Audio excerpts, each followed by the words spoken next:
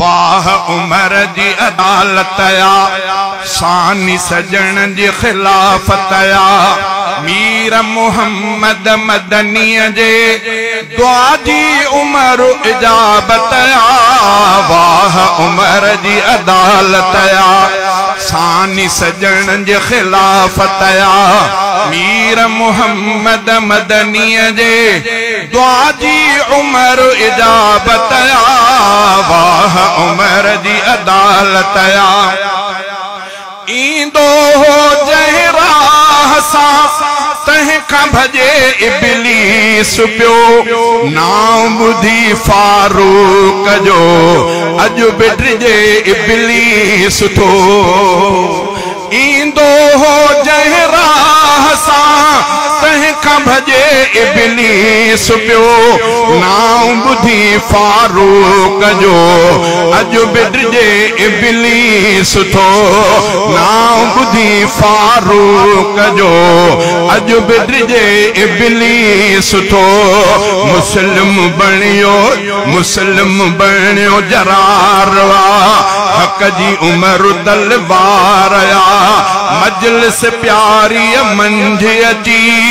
माणी मिठड़े हिदायत या वाह उमर जी अदालत या सानी सजन जी खिलाफत या मीर मोहम्मद मदनी जे दुआ जी उमर इजाबत या वाह उमर जी अदालत या अचण साई फारूक दर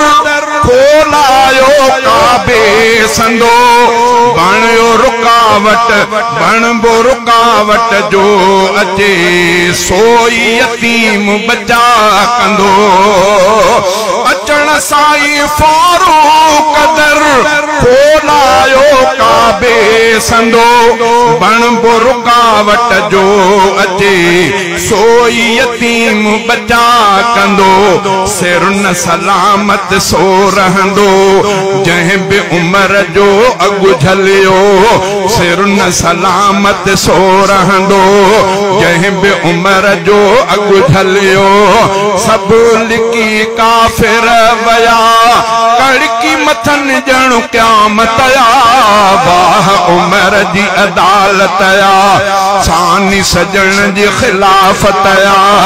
मीर मोहम्मद मदनी जे दुआ जी उमर इजाबत या वाह उमर जी अदालत या जुल्म करन काफिर पया अरबी जे असहाबते जालिम ईज़ाइन पया बिलाल खुबैब खबाब के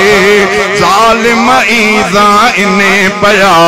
बिलाल खुबैब खबाब के सितम सुमैया भी सठो जेको समूरे जग बुधो तिन जे कुधे किरदार ते हाणी आई हलाकत या वाह उमर जी अदालत या सानी सजन जी खिलाफत या मीर मोहम्मद मदनी जे दुआ जी उमर इजाबत या वाह उमर जी अदालत या कढियो अरब में कढियो यहूद के उमर तड़ाए हो अदा सोहणे नबी जे हदीस ते अमल करायो बरमला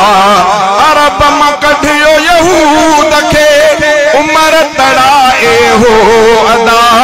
सोहणे नबी जे हदीस ते अमल करायो बरमला तॾहिं उमर ते था सड़न तॾहिं उमर ते था सड़न मुनकिर प्या तबरो करन तिन जे मुक़द्दर में रखी परवर पाक सलालत या वाह उमर जी अदालत या सानी सजन जी खिलाफत या मीर मोहम्मद मदनी जे दुआ जी उमर इजाबत या वाह उमर जी अदालत या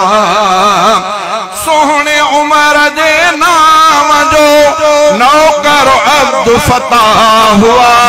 सर की जे तन मन अंदर सजन जी उल्फत चा हुआ सर की जे तन मन अंदर सजन जी उल्फत चा हुआ रग रग थी ठरंदी रहे खूब खुशी बरंदी रहे